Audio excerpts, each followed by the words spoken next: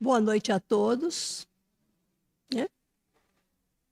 A todos que aqui estão presentes, a todos que estão em casa, né, online, assistindo e aprendendo também, como nós aqui, e os desencarnados que se encontram por aqui, nossos amigos, alguns entes queridos, que todos nós estejamos bem e que Jesus nos ilumine durante toda uma hora que a gente vai estar aqui, para que a gente aproveite bastante tudo que vamos aprender.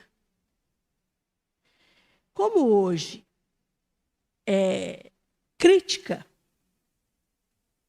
eu já achei uma coisa bonitinha aqui de crítica, que eu gostaria de ler para vocês como a leitura que a gente faz no início.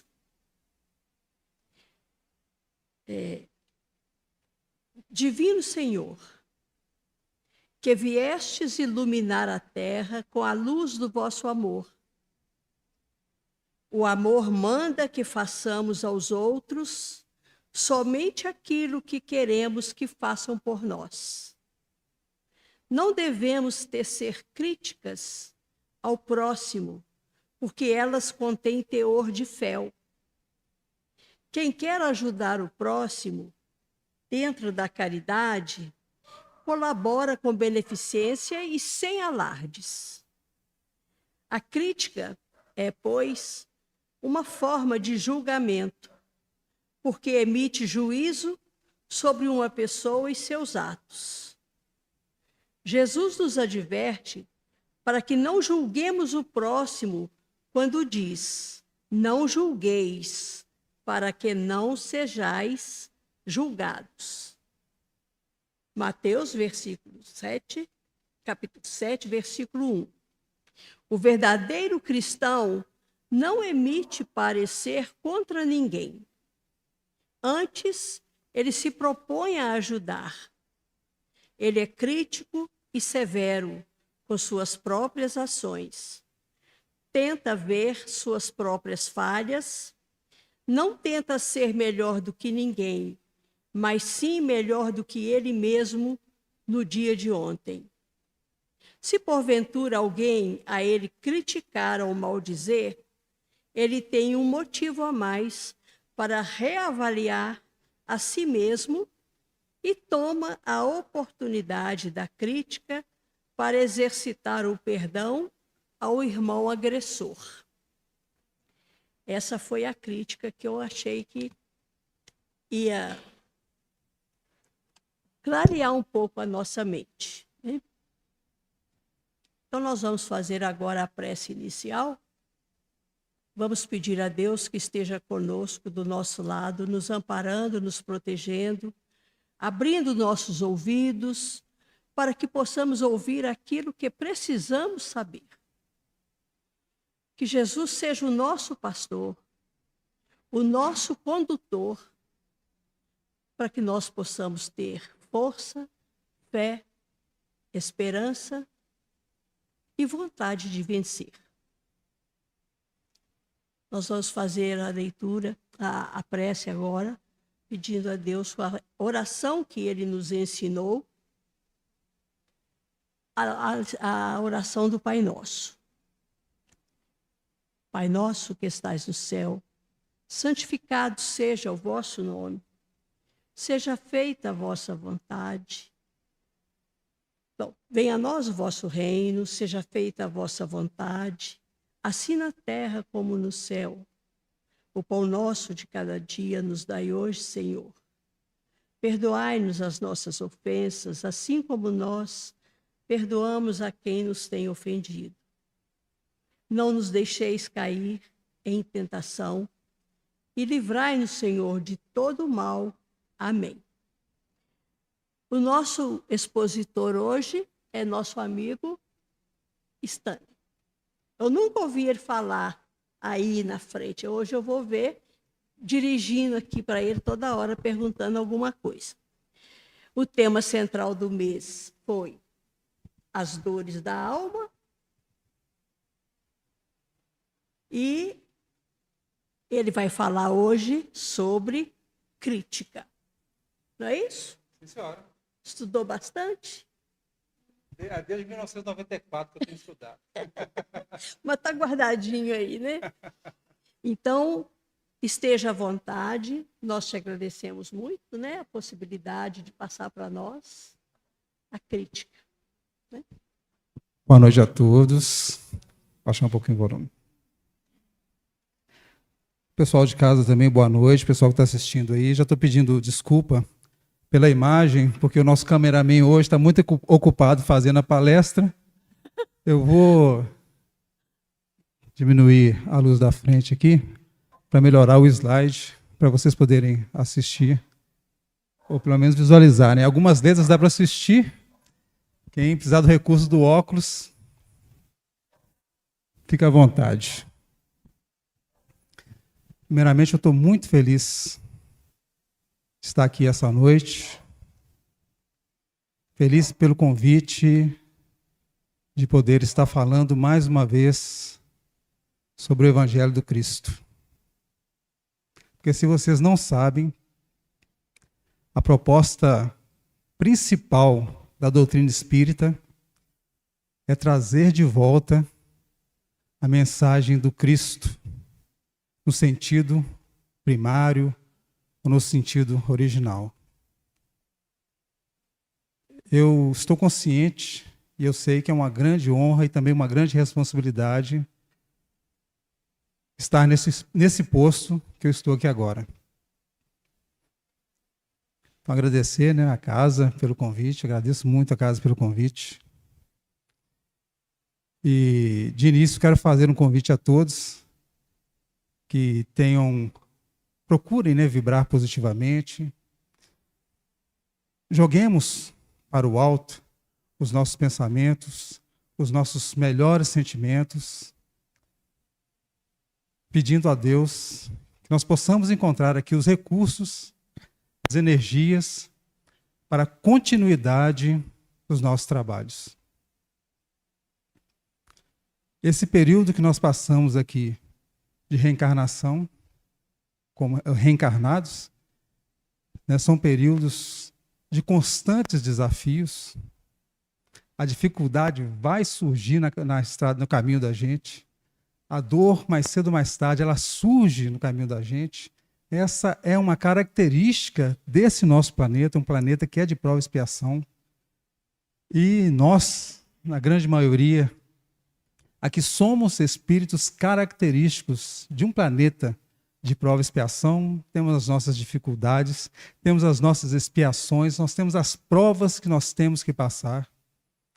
Então nós precisamos muito, muito, muito, muito de que o nosso Mestre Jesus esteja sempre conosco e que a gente também possa estar com Ele.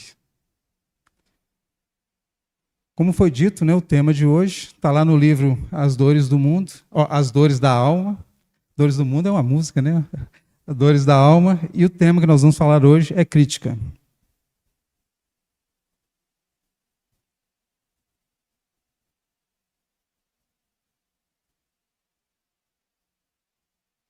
Beleza. Antes da gente entrar diretamente no tema crítica, na palavra crítica, né? Porque quando fala a palavra crítica, a gente já sabe que nós vamos lidar com as piores características que nós, seres humanos encarnados nesse planeta, temos. Falou a palavra crítica, algo de negativo já vem na nossa cabeça. Embora que, no estudo de hoje, a gente vai ver a importância da crítica e a importância de saber identificar o pior de coisas, o pior das pessoas, o pior das instituições. Porque isso também tem um fim útil. Assim como o dentista, né, identifica ali a pior parte do dente e trata, o médico procura a pior parte de funcionamento do corpo, né, porque 100% saudável é muito difícil. Né, é muito difícil. A nossa medicina ela avançou tanto que hoje é quase que impossível encontrar alguém que seja 100% saudável. Né? Pode ser uma unha encravada, né? Que a pessoa não tem nada, mas tem uma unha encravada, então ela não está 100% saudável. O médico também trabalha com a pior parte, né? Os nossos irmãos que trabalham na área do direito, na área da justiça, né? Que tem que lidar com o pior que a sociedade também. E são trabalhos importantíssimos que são realizados e são necessários no mundo que nós vivemos hoje, na sociedade que nós temos, e que você tem que acessar essa pior parte para melhorar essa pior parte. Mas antes, eu quero relembrar um conceito que é importantíssimo para todos nós, que é qual o objetivo da encarnação. Por que a gente reencarna? Por que nós estamos aqui agora vivendo essa vida do jeito que está? Então, de acordo com a questão 132 do Livro dos Espíritos, os Espíritos respondem que é por duas coisas. Uma que é geral, realizar a parte que nos cabe na criação. Essa coisa de realizar a parte que nos cabe na criação é muito simples de entender. Tem um preceito que diz que Deus ajuda os homens ou auxilia os homens através dos próprios homens. Então, nós, diante das nossas dificuldades de saúde, por exemplo, né, nós como coletividades, diariamente estamos emitindo preces para Deus, pedidos para Deus. Oh, Deus, me ajuda aqui, eu estou com um problema assim, de saúde, me ajuda. Deus, ele não vem diretamente para cuidar de sua saúde, mas ele envia uma legião de trabalhadores para cuidar da nossa saúde. Então, quando você vai a um hospital e você tem os profissionais de saúde trabalhando num posto de como é que é? Ponto pronto atendimento? UPA, não, a UPA, né? Numa UPA, né? Ou no hospital, ou qualquer ambiente que se trata da saúde, todos aqueles trabalhadores ali estão ali em nome de Deus, em resposta daqueles que pediram a Deus a cura, que pediram a Deus o equilíbrio do corpo físico. Então, o atendente, que é a primeira pessoa, né, que está no hospital, a pessoa da limpeza, né, o profissional de limpeza é um especialista em esterilização de ambientes. Bonito isso, né? Especialista em esterilização de ambientes. Inclusive, o trabalho de limpeza de um hospital é importantíssimo, é vital, né? Uma instituição de saúde, ela não pode deixar de prestar a maior atenção na limpeza para que o ambiente esteja livre de bactérias, de vírus e outras situações. E aquele trabalhador que está ali passando o pano com algum produto químico, né, para poder manter o ambiente esterilizado, se ele está mentalmente equilibrado, ele desmaterializa também elementos psíquicos que são levados para ali. Olha a importância dessa tarefa. Que são muitas vezes os invisíveis, né? São os terceirizados, né? Colocam lá uniformes, a pessoa passa para lá, para cá, e às vezes a gente tem, né, o descaso, a gente não lembra da importância do trabalho dessas pessoas.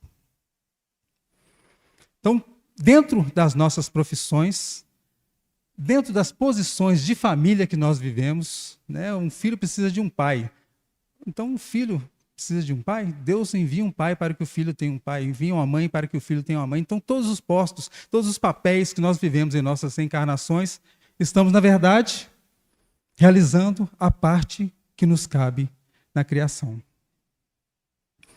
E existe um outro aspecto que é particular de cada um, que é chegarmos à perfeição. Ou, em outras palavras, evoluir.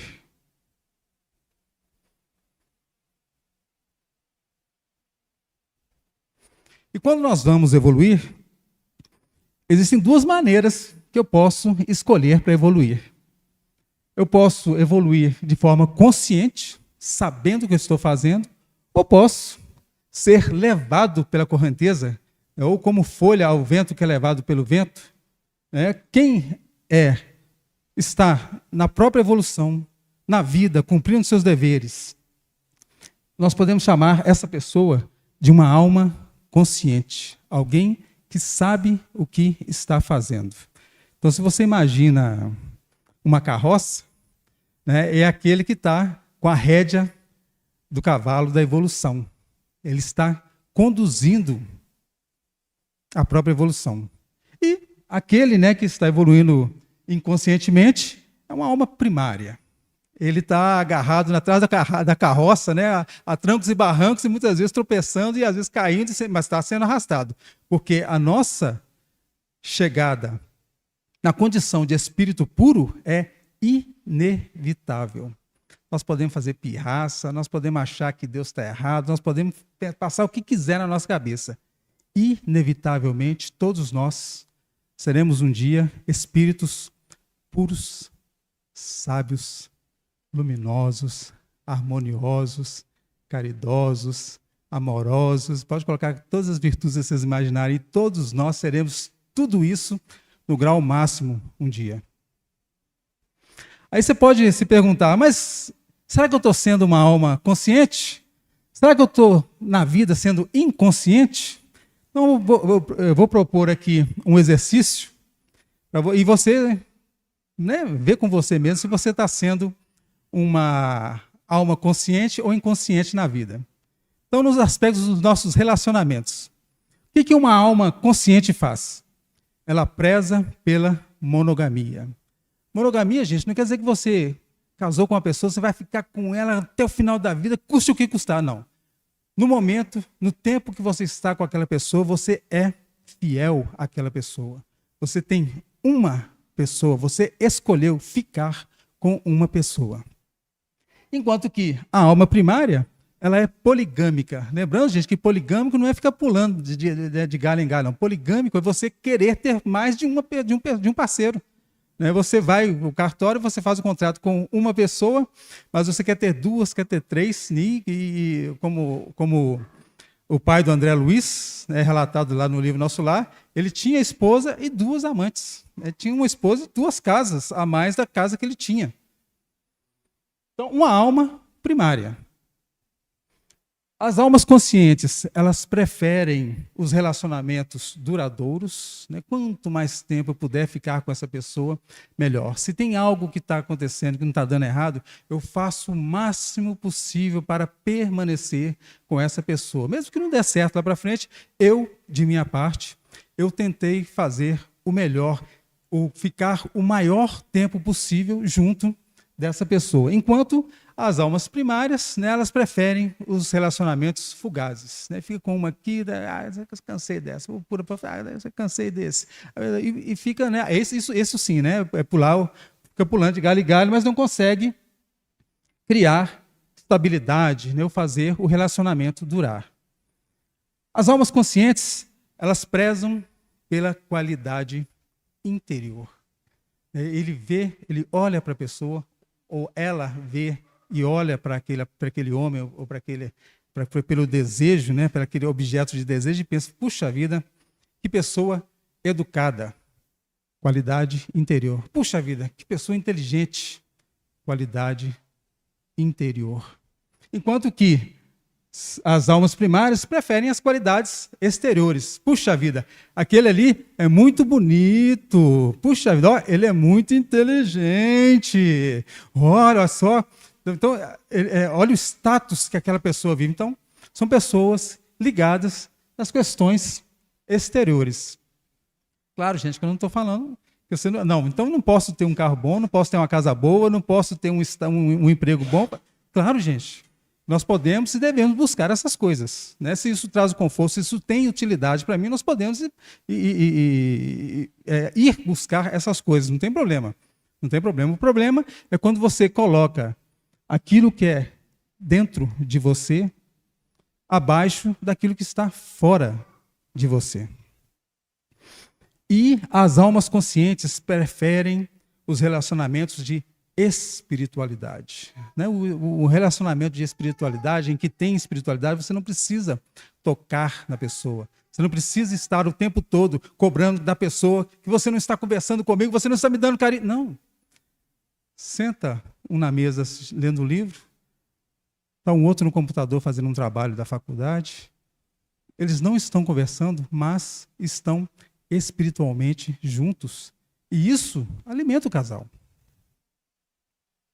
Enquanto que as almas primárias, elas são basicamente materialistas. Por quê? Elas pensam que morreu, acabou.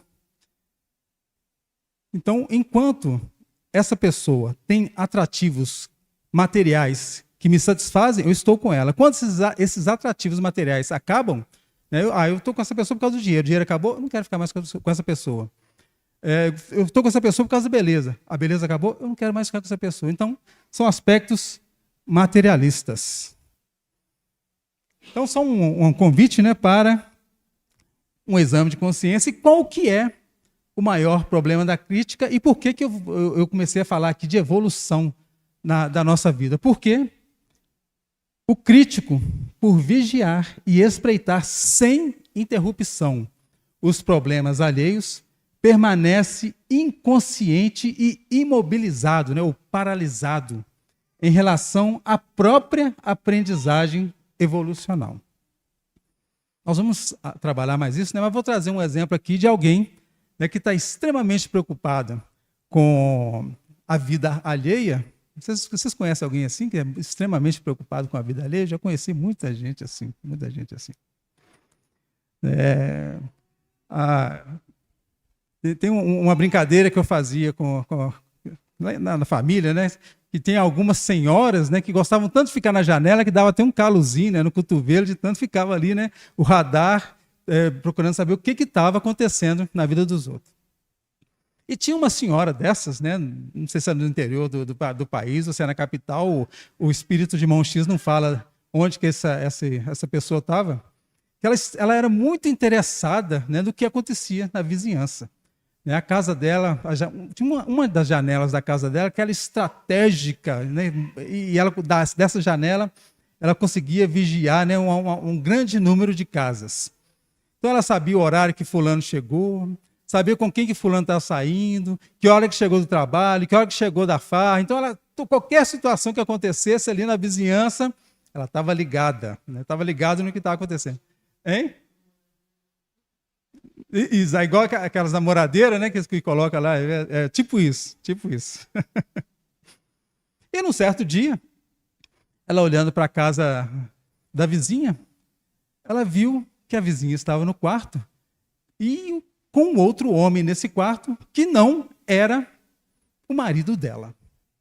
Aquilo que é a curiosidade dela, né, o radar de curiosidade, foi lá lá nas grimpas, né, lá no ponto máximo. O que essa mulher está fazendo com esse homem no quarto dela? E ela começou, né, só faltou...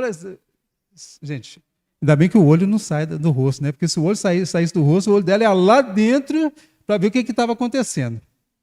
E a vizinha, que estava sendo observada, né, essa vizinha de olho aqui dentro do quarto, aqui, foi... fechou a cortina e quebrou as expectativas, né, dessa nossa vizinha, né, que era muito observadora. Não fala fofoqueira, não, que é feia, né? Chamar os outros fofoqueira é feio, né? Você está falando de crítica, né? Não pode chamar os outros fofoqueira. Então ela era observadora. E ela, curiosidade, né, o bichinho da curiosidade, né, começou a mexer dentro dela lá, mas ela não bater na porta lá para tentar o que estava descobrindo, ou ligar para lá, aí ficava feio demais, né? Ficava feio demais. No dia seguinte, mais ou menos no mesmo horário, estava lá a vizinha no mesmo quarto com o mesmo homem. Gente, eles estavam só conversando, tá todo mundo vestido, tudo tranquilo, não está acontecendo nada demais. Mas na imaginação dela, estavam acontecendo milhões de coisas, ou iria acontecer milhões de coisas, que ela estava... Nossa Senhora! Então, como a vizinha que estava sendo observada, viu de novo, né, a vizinha observadora de olho, né, na janela do quarto, fechou a cortina de novo. E não se aguentando, imaginando milhões de coisas que poderiam estar acontecendo na casa da vizinha, ela pega o telefone e liga para o marido, né, que tinha um comércio que ficava perto da casa, perto da região lá. O marido, né, tomado assim de imprevidência, né, de um certo ciúme exacerbado, pega um revólver, um 38 que estava na gaveta e corre em direção de casa para descobrir o que é que estava acontecendo, que tinha um homem no quarto dele, junto com a esposa dele. Chega na casa, bate o pé na porta, chega gritando, arma em punho, não pede explicação. Vê a pessoa, realmente um homem dentro da casa dele, e sai distribuindo tiro para tudo enquanto é lado. Confusão tremenda. Morte também, viu, gente? Morte também. E depois foram descobrir que esse homem que estava lá na casa era um vendedor de colchão. E ele foi num dia para poder medir o tamanho da armação da cama, né, para poder qual tipo de colchão que ia caber lá. E no outro dia ele foi lá para entregar o colchão novo, porque era aniversário do dono da casa, do maridão, e ela queria fazer uma surpresa para ele. Agora, olha quanta confusão uma análise maldosa, uma análise crítica, mal intencionada, pode criar. E, só para constar, gente, todos os problemas que aconteceram desse fato que eu acabei de narrar aqui, essa vizinha tem uma cota de responsabilidade. Se alguém morreu, ela é cúmplice. Se tinha algum filho que perdeu o amparo da mãe, ela é cúmplice. Se o trabalhador, né, que foi lá levar o colchão e morreu, tinha uma família para sustentar, ela também tinha uma cota de responsabilidade nisso. Então, definição de crítica, né, se você for no dicionário, você vai achar mais ou menos isso aqui. A crítica é o exame detalhado que visa salientar as qualidades ou os defeitos do objeto a ser julgado. Então, o fato de você fazer uma análise crítica de alguma coisa não quer dizer que você está fazendo algo errado. Inclusive, em algumas profissões, você tem que fazer análise do que está errado para buscar consertar. Aquelas pessoas que fazem administração, por exemplo, já estudou alguma coisa, já leu alguma coisa sobre administração, sabem que existem técnicas de identificação de problema e de solução de problemas. Então, você tem que saber enxergar aquilo que está errado e saber consertar isso que está errado. Nós não podemos ser, gente, pessoas alienadas, que tudo no mundo está perfeito. Não está, não. Não está, não. Tem muita coisa para a gente mudar no mundo. E dentro daquilo, dentro das nossas possibilidades, de acordo com a possibilidade de cada um, a gente tem que buscar melhorar sempre.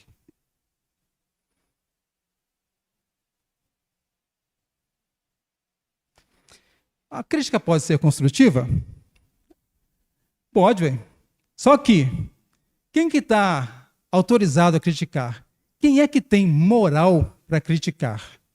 Aquela pessoa que está realizando o bem. E o Hamed, que é o espírito que traz essa mensagem, ele diz o seguinte, que os verdadeiros realizadores deste mundo não têm tempo para censurar ou condenar. E essas pessoas, quando veem algo de errado, o que elas fazem? Ajudam os mais fracos e procuram ensinar. Que é um conceito que às vezes a gente perde. A gente perde. Se você observa a natureza, aquele que é mais forte, aquele que é maior, ele ajuda aquele que é menor, ele ajuda aquele que é mais fraco. Inclusive no trânsito, tem uma regra dessa, que o veículo maior ele é responsável pela segurança do veículo menor. Então, aquele que está conduzindo a carreta, carteira D ou E, ele é responsável da carteira C, da carteira B. Ele é responsável pelo veículo menor, pela caminhonete. A caminhonete é responsável pela segurança do automóvel. O automóvel é responsável pela segurança do motociclista. Mesmo se o motociclista for ninja, que vocês já viram o motociclista ninja, os caras, parece que eles jogam um negócio de fumaça assim, de repente surge do seu lado, assim, passa, já passa vazado, já sai lá na frente. Então, existe e quando nós estamos conduzindo os nossos veículos, nós somos também responsáveis pela segurança desses motociclistas. Agora, se você tiver alguma técnica, me ensina, viu? Porque toda vez que eu estou no trânsito, eu tomo um susto com algum motoqueiro passando desembestado do lado. O ciclista também, você vai passar por um ciclista, você tem uma certa distância com o seu carro que você tem que dar desse ciclista e o pedestre. né, que é o elemento mais fraco de todos e que merece a proteção de todos os veículos que estão no trânsito. Então, é o mais forte trabalhando na proteção do mais fraco. Só que muitas vezes, nós, erradamente, com posturas incorretas, o que nós fazemos?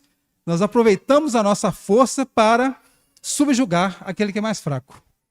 Né? Quem passa pelo anel rodoviário todos os dias aí, um minuto de silêncio. Sabe como é difícil, muitas vezes, né, você ser respeitoso no trânsito. É porque você já está no limite da velocidade, mas vem uma carreta numa velocidade incompatível com a via, né, e se você não sair da frente, meu amigo, vai acontecer um acidente. Vai acontecer um acidente. Então, as notícias que surgem todos os dias de acidente, né, principalmente nesse trecho, né, eu estou falando porque eu passo lá todos os dias, imprudência, né, e simples desobservância das leis de trânsito. É a coisa mais simples que tem, que quando você vai... Das primeiras coisas que você tem que aprender são as regras de circulação, as normas de circulação. Coloquei um exemplo ali da Madre Teresa de Calcutá, né, que ela tinha essa coisa, né, de não ter tempo para criticar ninguém. Quando ela foi da Inglaterra para trabalhar na cidade de Calcutá, na Índia, ela descobriu que lá existiam divisões que eram castas. Então, acho que ainda existe, né? É algo que já é muito combatido hoje, mas ainda existe uma certa divisão de castas na Índia. E existiam alguns elementos dessa sociedade, de acordo com o nascimento, que eles não podiam ser tocados. Então, se essa pessoa estava em situação de pobreza, estava na rua, estava doente, ninguém se dispunha a ajudar essas pessoas, que eram os Dálates. E a Madre Teresa, vendo isso que acontecia, ela começou a recolher essas pessoas que passavam por um grave quadro de vulnerabilidade social. E foi juntando, levando para dentro da igreja, Até que chegou um certo ponto que as autoridades foram cobrar da Madre Teresa. Que negócio é esse? Né? Aqui na nossa sociedade, a senhora que vem de fora, essas pessoas não podem ser tratadas dessa maneira que a senhora está tratando, não. Como é que a senhora está levando essas pessoas para dentro do templo? Não pode, não. E ela disse o seguinte, tudo bem, se eu não posso cuidar dessas pessoas, eu deixo de cuidar dessas pessoas, desde que vocês enviem pessoas para cuidar desses enfermos, desses pobres. Diz que eles não conseguiram achar nenhum para poder ajudar, e ela continuou o trabalho dela. Sem crítica, simplesmente com as mãos calejadas no trabalho. E é esse que tem que ser a postura de todos nós na vida, gente. Quando nós chegarmos nos planos espirituais, nós temos que apresentar as nossas mãos calejadas no trabalho do bem. E trabalho do bem, gente, não é só dentro da igreja, dentro do templo espírita, não, tá? Em qualquer lugar que nós estejamos, nós somos representantes do bem, da faixa do bem, de Deus, do Cristo, dos bons espíritos, onde nós estamos. E nós temos que chegar nos planos espirituais, né, com as mãos espirituais calejadas no trabalho do bem. É tudo que a gente precisa. Porque, de um jeito ou de outro, a gente não vai sair da vida perfeita. Vocês estão sabendo disso, nós somos espíritos imperfeitos, não estão sabendo? Todo mundo sabe disso? Está todo mundo bem informado disso, né? Nós somos espíritos imperfeitos e uma reencarnação só é muito pouco para se tornar espírito puro. Então, com certeza, né, nós vamos chegar no plano espiritual lá, né, com alguma coisinha na consciência, puxa vida, tal coisa assim, assado que eu fiz, poderia ter feito melhor. Mas, em nosso favor, nós temos que ter uma ficha de trabalho. Lembrando, gente, não é só ficha de trabalho dentro da casa espírita, não. Se você pode ser um trabalhador, se você tem tempo, se você tem disposição de ser um trabalhador numa casa espírita, ótimo. Inclusive, nós estamos precisando muito, né? Estamos precisando de muitos trabalhadores. Né? Olha lá, a câmera está sozinha, lá podia ter um trabalhador, mas tem que ser alguém que seja habilitado para isso, né? A campanha do quilo, tarefa de paz, se precisa, a tarefa de exposição. A tarefa de exposição precisa de mais expositor? Precisa, né? Então, qualquer tarefa que vocês imaginar aqui, a sobra, cabe mais trabalhador na sobra do sábado? Cabe, né? Então, pois é. Precisamos, as casas espíritas precisam de trabalhadores. Nós precisamos de trabalhadores. Mas, no ambiente onde você está, você, cada um de nós, é muito importante. Você ser um elemento de equilíbrio, de harmonia no lugar que você está, isso faz muita, muita, muita diferença mesmo. Na família, na escola, no trabalho, no trânsito, no lugar que vocês escolherem. Mas existe uma outra crítica, né? Nós falamos aqui da crítica positiva, que é daqueles que ajudam, daquele que pode auxiliar, daquele que está no trabalho, mas existe aquela crítica nociva, né? Que é a crítica de todos nós, né? Que a gente, quando se assusta, fala, já foi. Oh, meu Deus, de novo, Stanley. Eu sei que não está dando para ler daí, né? Eu vou ler para vocês aí. Né? Característica, a crítica nociva. Característica de indivíduos que não realizam nada de importante. Então, quando nós estamos, né, tendo muito tempo, né, para poder criticar o que os outros fazem, é porque eu estou deixando de fazer alguma coisa. E dois pontos, né, dessas pessoas. Né? Primeira coisa, elas estão paralisadas, estão fora do trabalho, fora do cumprimento do dever e não enfrentam os desafios que elas mesmas têm. E não arriscam na mudança. Não arriscam a mudança. Né? O João Lúcio gosta de falar, né, da importância de a gente buscar coisas diferentes. Né? Passa numa... vou trabalhar hoje, vou fazer um caminho diferente. Vou para o ponto de ônibus. Não, hoje eu vou para um ponto diferente pegar o ônibus. Eu vou sempre na mesma padaria. Domingo tem mais tempo, né? Vou sempre na mesma padaria. Não, hoje eu vou na padaria, vou buscar lá no... Como é que chama que é a rua lá do General? Lá? Cavalo de Brito. Vou lá na casa de Cavalo de Brito buscar. Vai ser na padaria das Nações, né? Mas vou lá na Cavalo de Brito buscar o pãozinho lá. Né? Então a gente tem que aceitar os desafios de fazer diferente também.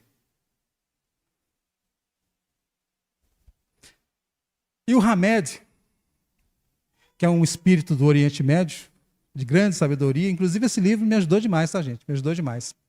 Eu agradeço a iniciativa desse sorteio de livros que faz aqui, que esse é um livro que eu já tinha ouvido falar, né? Já tinha ouvido citação, mas nunca tinha parado para ler esse livro. E eu ganhei ele no sorteio, nesse sorteio que faz aqui no finalzinho do dia, e como me ajudou esse livro, me ajudou demais. Se vocês tiverem a oportunidade, né, de fazer a leitura, de fazer o estudo desse livro, vale muito a pena, porque te dá mais serenidade na vida. São lições que dão serenidade para se entender, para entender as dificuldades que a gente tem, entender por que, puxa vida, às vezes eu me esforço tanto para não errar nessa coisa, mas eu continuo errando, o que está acontecendo? Né? Esse livro ajuda nisso. Né? Então, uma das lições é isso aí. Né? As dores, vamos pegar ele aqui, fazer propaganda, né? As dores da alma, né? É o livro do mesmo autor, né, do Renovando Atitudes. O médium é o Francisco do Espírito Santo Neto, o espírito é o Hamed. Por que criticamos? Projeção psicológica de assuntos internos mal resolvidos, que muitas vezes não admitimos possuir. E é uma coisa, gente, que é inconsciente. A gente faz sem perceber. Sabe aquela coisa que acontece da sua vizinhança, né, que te incomoda tanto, que você tem tanta vontade de criticar? Provavelmente você tem algo dentro de você mal resolvido dentro dessa área. Né? Se você é muito rápido para criticar aquela pessoa que não põe a mão no bolso, né? O seu Nonô Correia, todo mundo lembra do seu Nonô Correia, todo mundo lembra dos personagens, noveleiro de pão. O pessoal mais novo não sabe o que é isso não, né? Seu Nonô Correia, né? Que ele passava a chave no armário, chave na geladeira, né? Era tudo contadinho ali. Pois é. Quando a gente tem aquele impulso, né, de sempre estar criticando esse tipo de pessoa ou esse tipo de comportamento, provavelmente eu tenho algo dentro de mim que não está bem resolvido, né? Ou eu estou extremamente preocupado com o comportamento sexual do outro lado de fora. Não, me incomoda demais como é que fulano vai para tal lugar assim. Olha a roupa que aquela pessoa está usando. Então, quando essas coisas nos incomodam, é porque inconscientemente é algo que está mal resolvido, que muitas vezes nós não estamos querendo admitir. Então, quando o Santo Agostinho ele recomenda para a gente que a gente faça o autoexame, a gente busque nos conhecer, é para que a gente fuja dessas armadilhas, né, que são inconscientes e que muitas vezes a gente acaba caindo nelas sem perceber.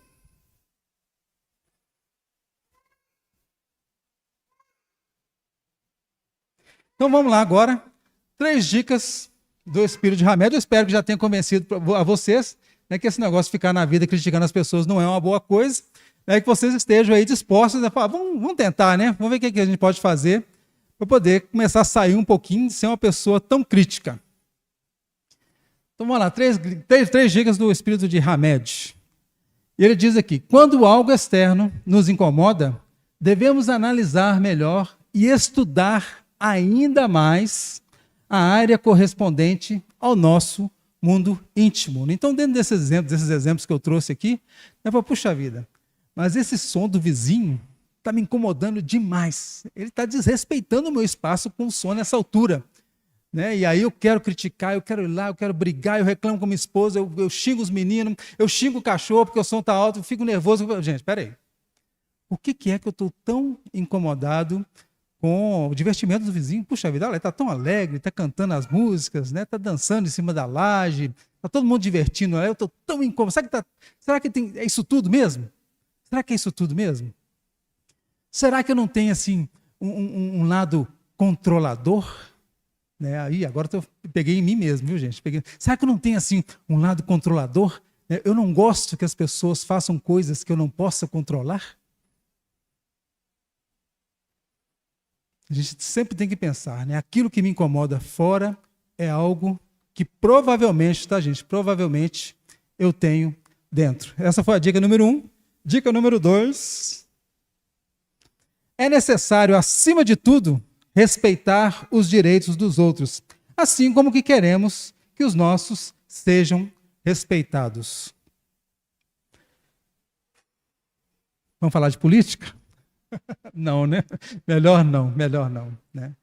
Nós temos vivido dias de muito conflito.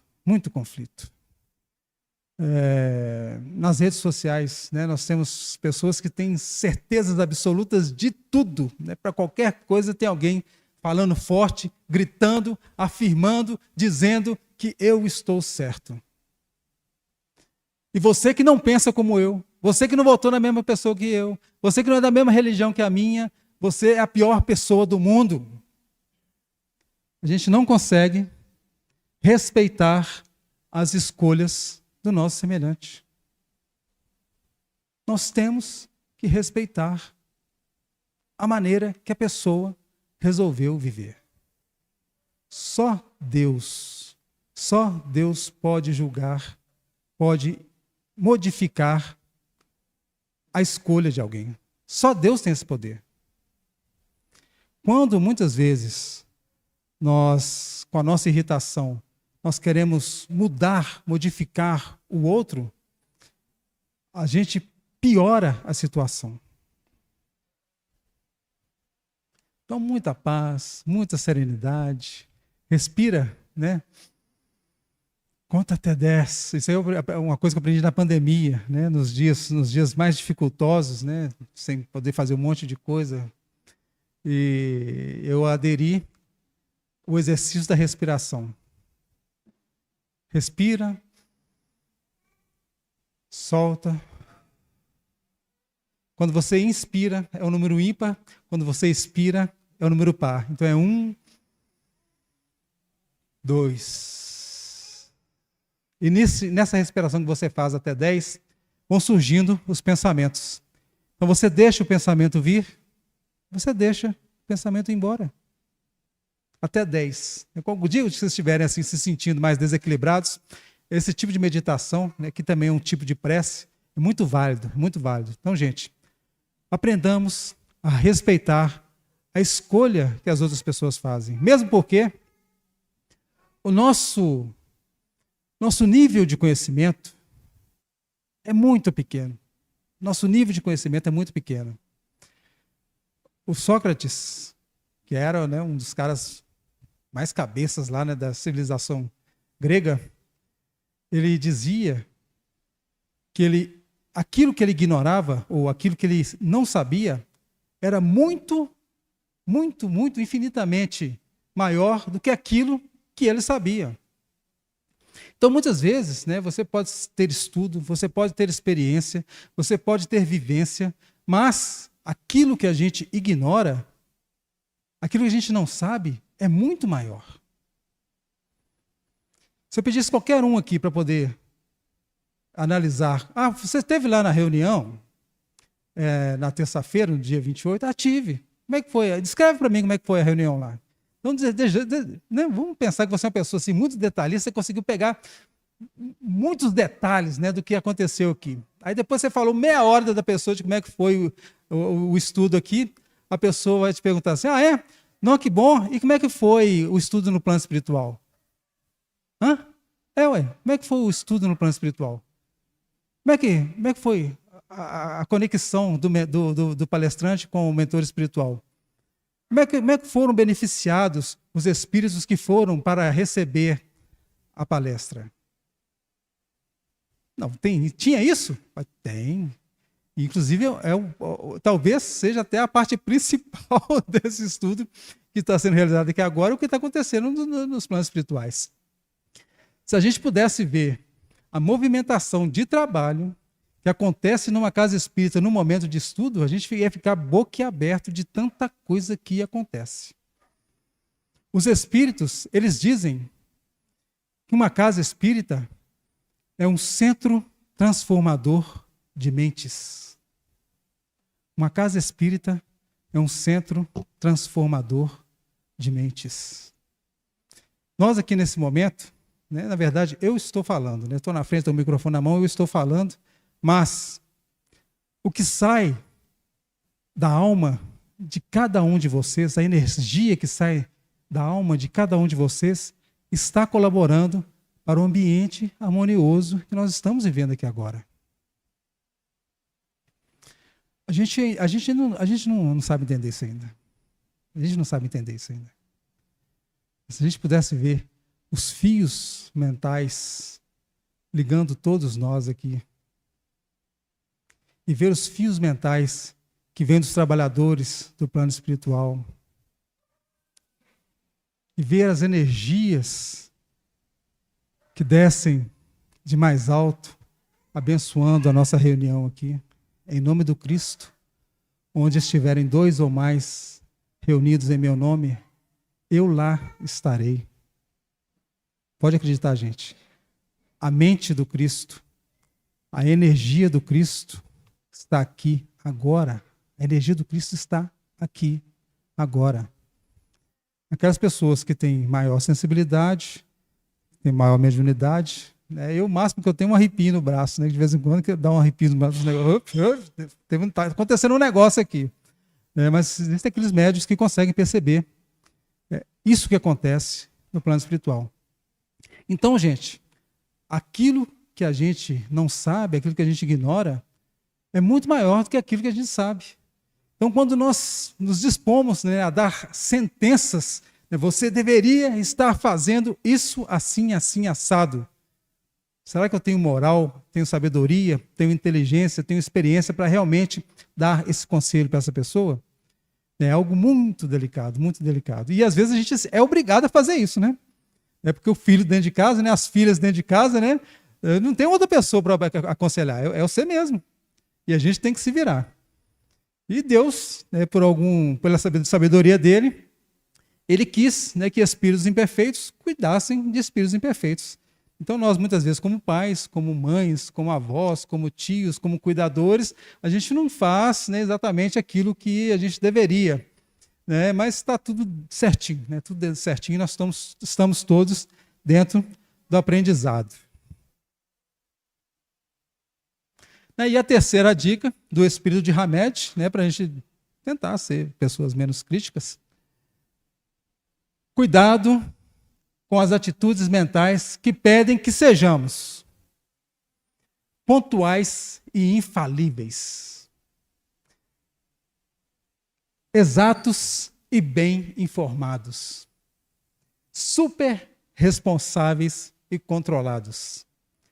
Cuidado com essa exigência que a gente faz para a gente mesmo e às vezes a gente quer transferir isso para terceiros.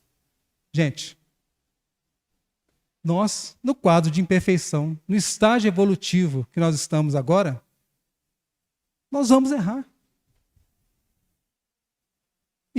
Não, faz parte da caminhada, né? Então, isso acontece. Agora, o que nós não podemos é ficar paralisados quando o erro acontece.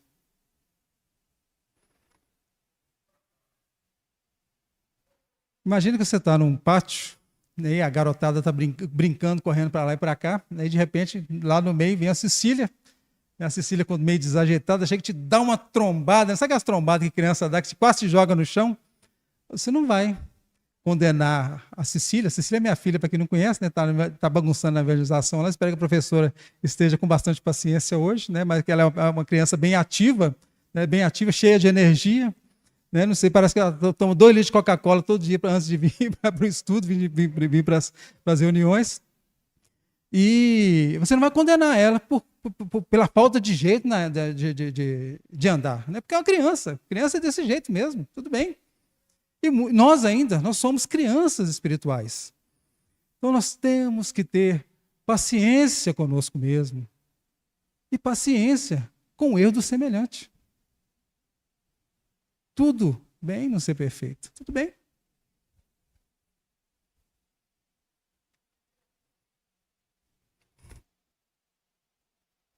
E quando somos criticados? Ei, rapaz.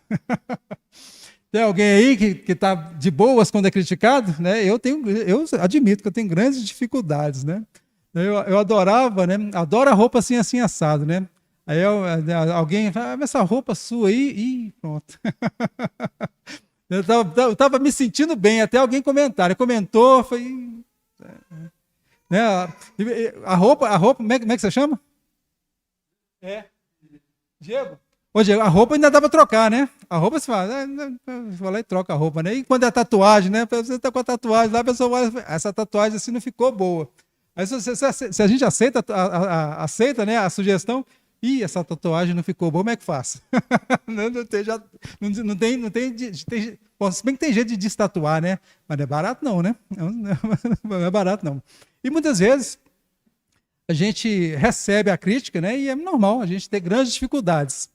Então, se a crítica que nós recebemos, ela é justa, né? Ou se aquilo que estão dizendo da gente é verdade, Stanley, você está sendo criticado por estar colocando a toalha em cima da cama. Sua esposa está te criticando, você está deixando a toalha molhada em cima da cama. É verdade, né? Estou esquecendo, né, a toalha molhada em cima da cama. Seu Stanley, está danado. Então, né, buscar um ajuste de conduta, colocar a toalha no lugar correto, né, e perdoar o crítico, porque ele disse uma verdade. Poxa vida, eu vou ficar com raiva dessa pessoa, está falando a verdade. Eu estou errado mesmo, eu vou consertar esse negócio aqui e está resolvido. E quando a crítica é injusta, hein? E quando a crítica é injusta? Você está carregando água na peneira para a pessoa, você abriu a mão de um monte de coisa para a pessoa, você está dedicando um tempo tremendo para a pessoa e a pessoa ainda está te criticando ainda. Né? Então, se a crítica é injusta, né? Manter-se firme no cumprimento dos deveres. Né? Tudo bem, né? Eu estou te entendendo essa crítica sua aqui, mas eu sei que eu estou fazendo aquilo que é correto. Eu sei que eu estou fazendo aquilo que é correto. Né? E perdoar a pessoa pela fraqueza que ela tem, né, com essa crítica, que é, na verdade, de todos nós. Né? Todos nós temos, às vezes, esses escorregões na área da crítica. Então, gente, Estou chegando nos minutos finais. O verde, o branco no verde não dá para ver nada, né? Mas tudo bem. Estamos chegando nos minutos finais aqui, né? E se depois de toda essa falação que eu arranjei aqui, né? Sempre tem, as palestras todas tem gente que participa, né? Quando eu venho fazer palestra, acho que eu falo tanto que não deixo ninguém participar, né? Então, se alguém quer dizer alguma coisa aí, gente, fica à vontade, viu? Levantou a mão? Não, né? Então, depois disso tudo que eu disse aqui, né, você ainda está com desejo, né, de criticar alguém, vamos lá no André Luiz, que vai ajudar a gente. E ele diz o seguinte: deu vontade de criticar? Se coloca no lugar da pessoa. E se fosse eu? E se fosse eu? No lugar dele? Será que eu iria fazer diferente?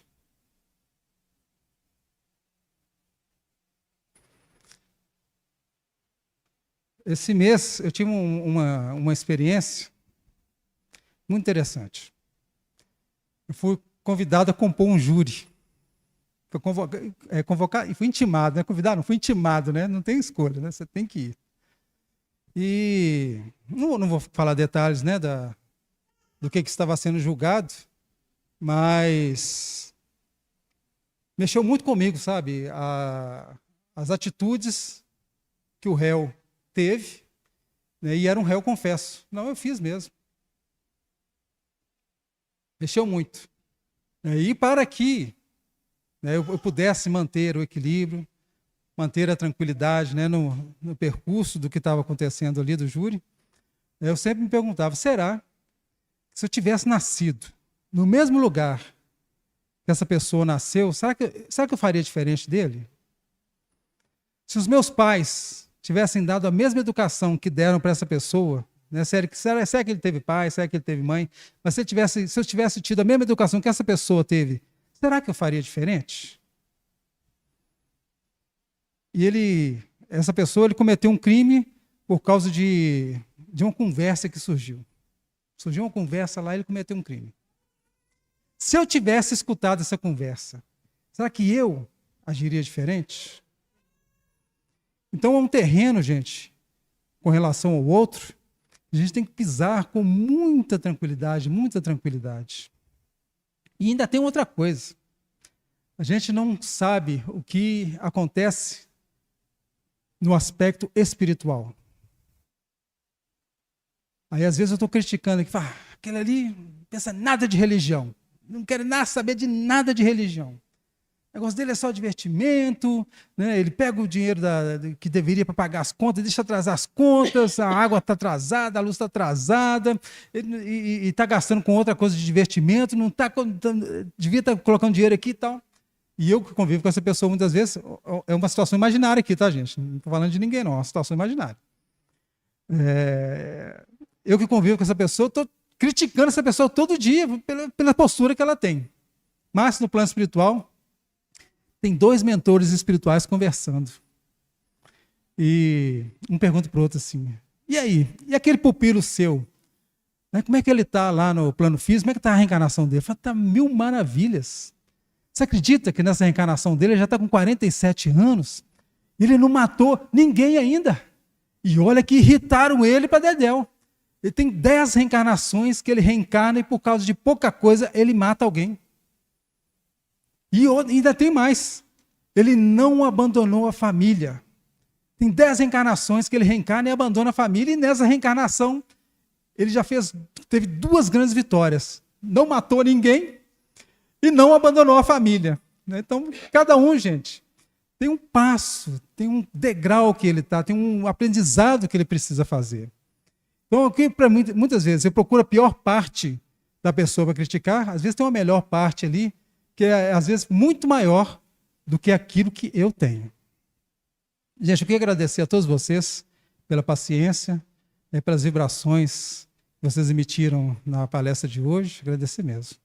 Agradecer a Deus pela oportunidade de estar aqui. Obrigado, meu Deus, muito obrigado. Obrigado pela casa também, pela oportunidade. Obrigado, gente. Muito bem. A gente, quando vem fazer uma palestra, a gente pensa assim, né? Será que eu dou conta? Será que eu vou dar conta? A gente pensa o tempo todo, mas quando começa, pega o fio da palavra, vai direto e chega lá. Nós te agradecemos muito, Stanley, pela boa vontade de estar aqui fazendo essa palestra, comunicando com aqueles que aqui vêm, e pedimos que, por mais vezes, né, você aceite estar conosco, palestrando mais vezes. Tá bom? Que Jesus te ilumine, te guie e te dê muita força para você estar sempre disposto no meio do bem. Tá bom? Uma boa noite para você. Agora, eu vou divulgar o próximo tema e orador, né? Do mês de dezembro, o tema central é Segue-me. E dia 5 de dezembro, quem vai estar na mesa é a Mércia. E dia 5 de dezembro, a palestra será com Carlos Caixeta, Sem Ruídos. Também é muito bom. E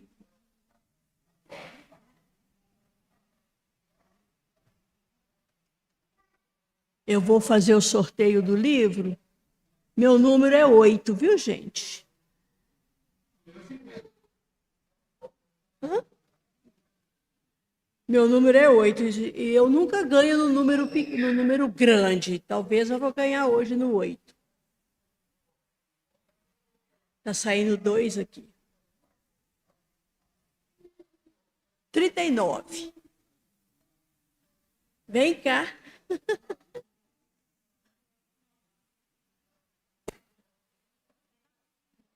39.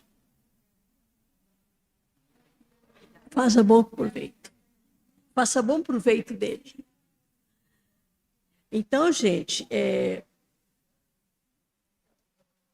algumas tarefas na casa que eu vou reviver para vocês aqui são o atendimento fraterno, que é toda terça-feira, às 19h30.